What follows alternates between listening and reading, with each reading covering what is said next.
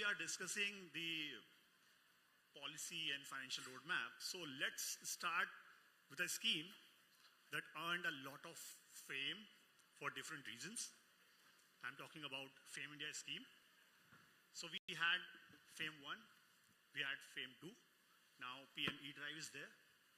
So what is your single biggest learning from these two legs of FAME that you think that in future, whenever the think tank sits and discusses the policy and roadmap in terms of financial incentives, other boost, should be ideally there in future?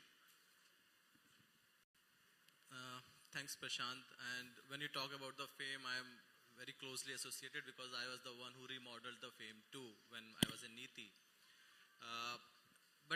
You know, with the changing times and the adoption, how it is changing, I think the policy, the PME drive which has come out and the type of segments and incentives which has been built in, which are of course lower than what FAME 2 and or the EMPS offers.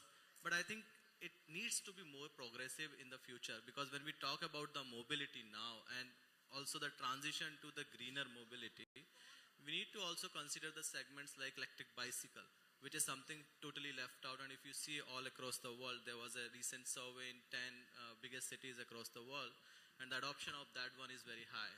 Also seeing the... just mentioned e-rickshaw as well. Yeah. So e-rickshaw is fine because that is already picking up more than 50%. In fact, when we talk about the L3 segment and all, that is like they are the torch bearers of the EV revolution in our country.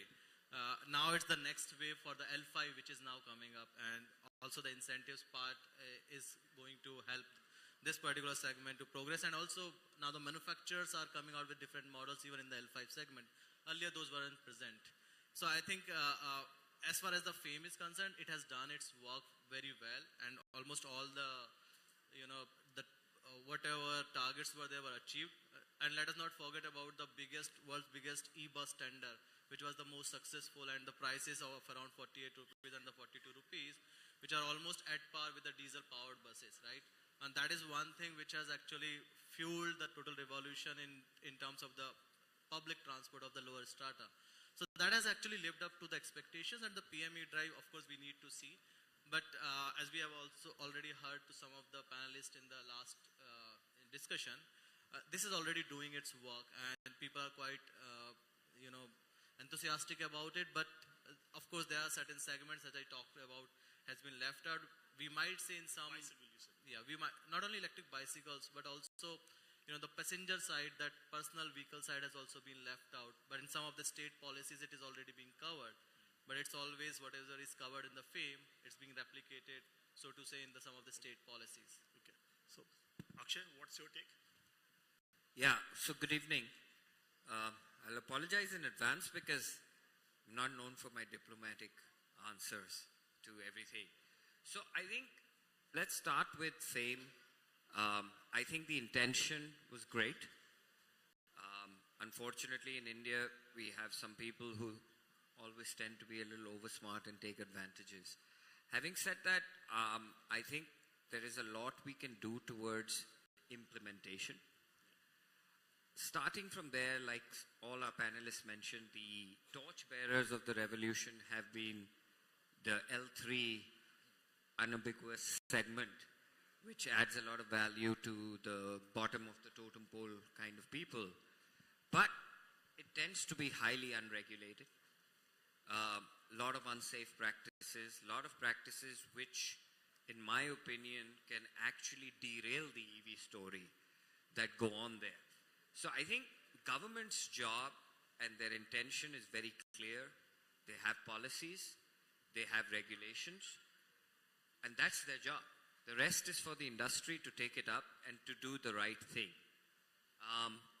And when I use the word right thing, I'll just take an example of the two-wheeler segment.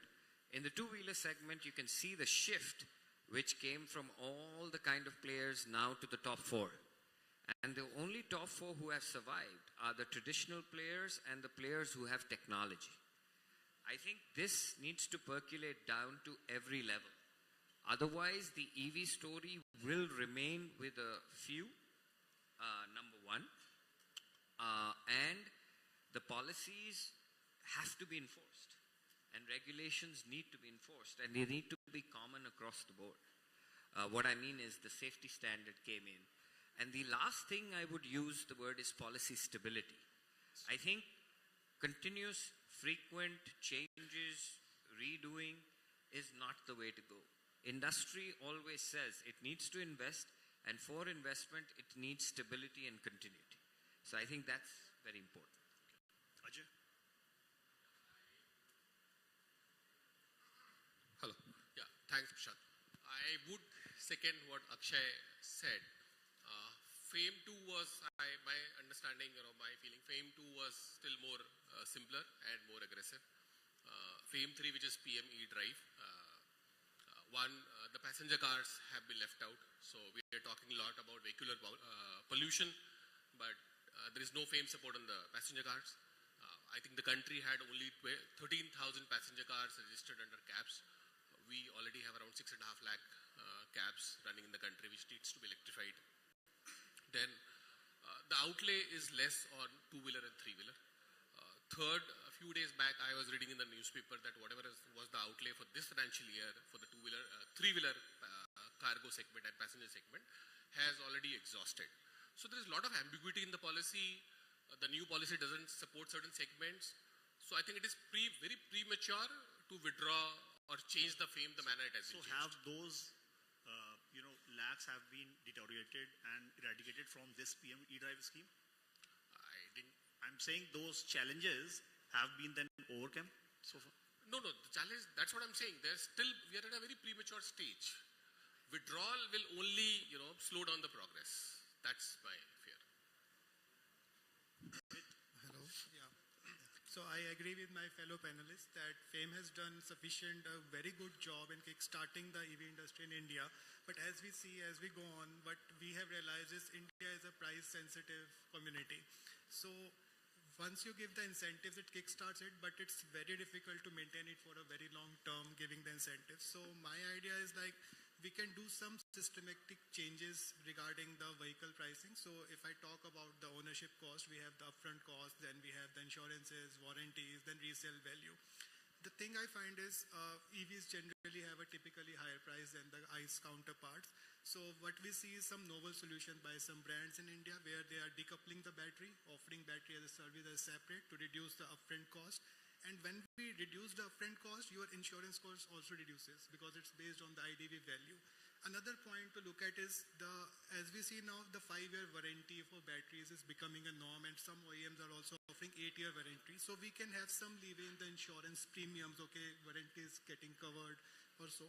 And third point I want to emphasize on the resale value.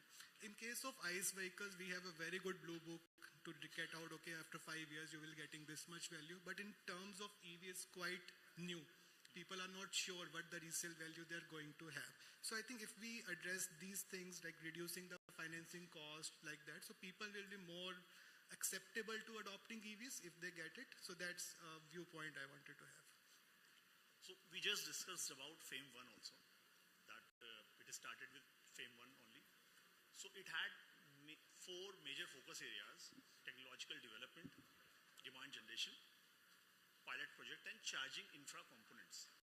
So in terms of current scenario, what do you think that what should be the one focal area and one focal point rather than 4 points and discussing all these things currently, starting with you? So, see, of course, certain segments has to be supported. That's how you kickstart. Without charging infra, it's like chicken and egg issue. You have to have that charging infra, then only you say, the long distance travel would be most facilitated.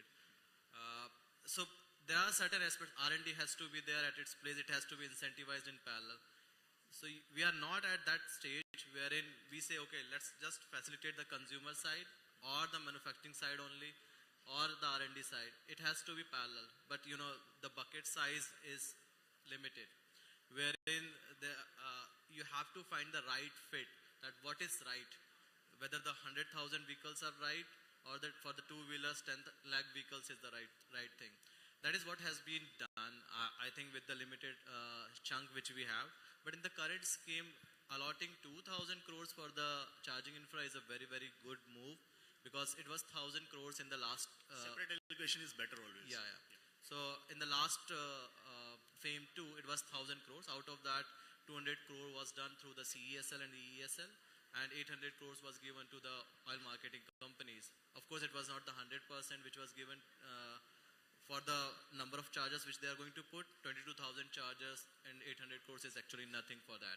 So from that perspective, this particular 2,000 crore allocation is actually very, very fine. But having said that, whether focusing one or two areas is fine or not, I think my opinion is that you need to focus on certain areas for sure. Electric bus is the one which is focused here also. Transportation is a big. Yeah, commercial one is also which is being focused here. Fire truck and other things are also part. Of course, little money has been given, like 500 crores and all, but at least this much is required for the sensitization of that particular segment. Otherwise, if you keep it totally untouched, which has happened with some of the segments, that it looks like battery swapping, which was the talk, I think 2 years back or 3 years back, even in the budget it was there. And the draft policy also we released, but it has never been finalized, right? We have not seen, battery swapping has not seen the light of the day. The 4 standards are already been written, BIS is already ready, but we have not seen the light of the day. And battery swapping is still not, in terms of the incentives, at par with the the regular EVs. So I think there are certain points which has been left untouched. I would even go up to that extent. That needs to be addressed. Yeah, you. Okay, so I think let's start with, I think the word should be encouragement. Subsidies, etc., like someone said, are not good enough to base a business model on forever. But initial support is definitely required when you seed something new, right? So from that angle, I think whatever the government has done is very welcome. But I keep using the word encouragement. I think it starts with consumer is king, right? Consumer is going to buy what is convenient, easy, etc. And I think the government should really focus on creating what I call as boundary conditions. To say, this is the safety standard, this is the tax incentive, to encourage that we will do. Maybe even if you own a green vehicle, like California started that in the times of Prius. I remember when I was in the US, you could actually take an income tax write-off on your personal income tax if you bought one of those cars. And I think when we go into the encouragement phase, it's not about subsidies, it's about what the consumer desires and not over-regulate. This over-regulation and red tapeism kills industry. Tesla was Tesla because it succeeded. He put a highway charger network of superchargers, etc., and then put our car out. Seamless, right? And I think if you encourage industry without red tapeism, today, I don't know, there are people who put up charging stations just to get permission, to get a line, to get a land. I mean, it's a royal, struggle for people. I mean, everybody should be on the same page. Just finish off over-regulation, put your boundary conditions and tell everyone that you work with industry. When private industry comes in, as I say, the government's role is, to be hands-off from industry, but to create policy and regulations which is not over-regulated. So I think that would encourage. So I think the word should be encouragement rather than demand generation. Red tapeism is a big speed breaker. I mean, anyone who's done business in India knows what the red tapeism issue is. And it's so deep-rooted and so painful for a lot of industries that, it kills innovation. Today, you want to try something new. Afterwards, the government will come in and say, hey, you did it wrong, shut it down. And it's just, Very honest answer. Yeah. So have See, a say, please. the 4 objectives of the FAME, out of the 4, the 3 is more has to do with the government, R&D, the public infra, and the charging. If you see from the consumer side, the demand generation was I always felt that demand generation was the very, very key in terms of driving the real adoption of EV.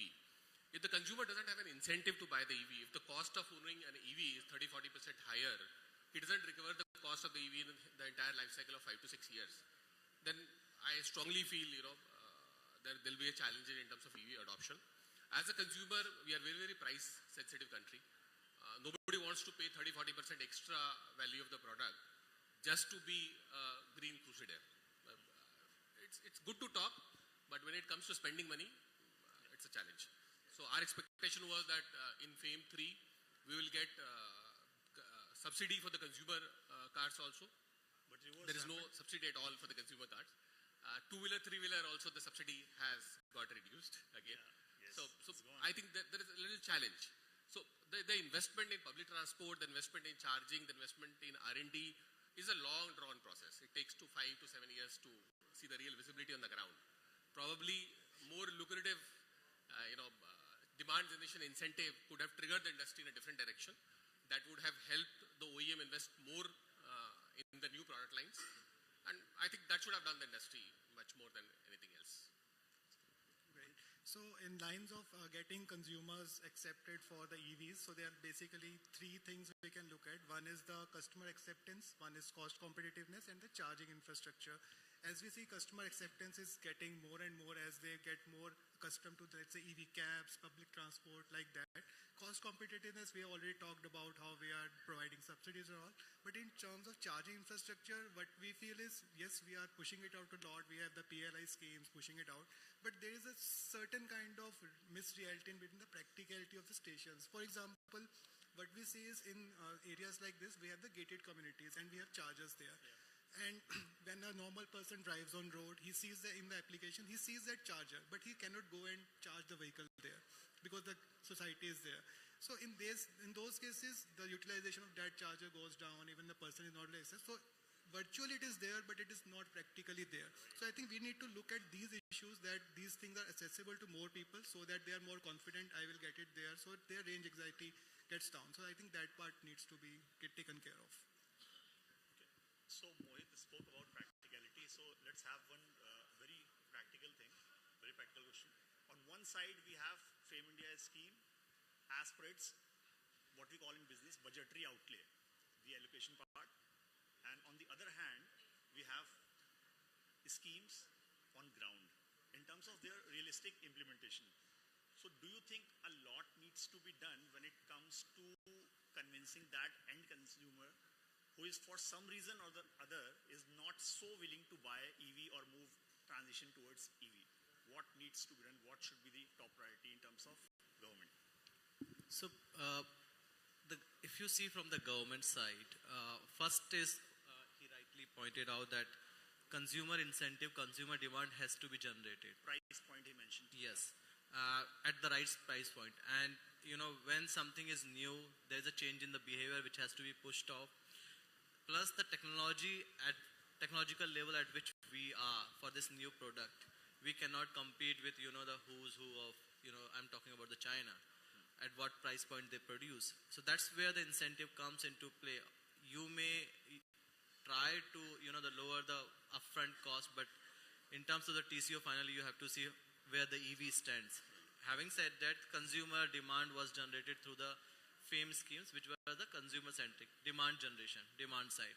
The second was the manufacturing. As a pillars of yes. FAME 1. Yes, and FAME 2 also, of course. And the PME drive and the EMPS, everything is the consumer incentive. Second comes the manufacturing side, where the auto PLI and the ACC PLI is the one which targets almost 60 to 70% of the parts, right? ACC PLI says that within next 5 years, 60% of the material for the cell manufacturing has to be indigenized. It's a big ask. So minimum of anode or the cathode, at least one of these has to be localized, which is a big ask finally. So and has to be implemented on ground. Yeah, exactly. And that's where we are seeing already 16 companies have already announced, and already inbuilt process is around 53 gigawatt hour. Pritesh is not here, otherwise he would have actually validated it also. This is on ground which is happening, right? The cell manufacturing, which is around 30 to 35% of the entire vehicle cost. And currently almost 100% of the lithium-ion battery cells are being imported from one or the two countries per se. So I think from that perspective, manufacturing plus the incentive, that work from the government side has been done. Now it comes to the other side also, the testing, the financial incentives, plus the financing part, wherein not only the industry, So he talked about the buyback, the resale value. The resale value, how the customer will have, the confidence when the OEMs are going to give the, the things like buyback warranty, the unlimited warranty, or 8 years and 160,000 kilometers, which we right now see in almost all the four-wheeler OEMs are giving the warranty. These type of warranties actually help the consumer to decide, okay, this product, yeah. So the buyback, all those things also helps to gain the resale values and all. I think those are the points which needs to be done. The financing is one thing which definitely has to be touched upon. Nothing has been done till now for the recycling and the refurbishing both the sites. And we talk about the raw material, critical minerals. That is also the one area which remains untouched. Akshay. Okay, so again, intent versus implementation. I think that's the key question. We want to encourage EVs, but we have a lopsided GST structure. For example, 5% on the EV, but 18% on the battery, for which then we are giving subsidy. It's as per battery kilowatt. So I think it would be simpler if the GST on batteries was to be reduced. And, if there's 5% on the EV, then should be 5% on the parts supplied for the EV as well. So I think that's one gray area that needs to be addressed and put it out there. And at the end of the day, we talk a lot about demand generation and everything like that. I think for the consumer, it has to be as easy as owning an ICE vehicle.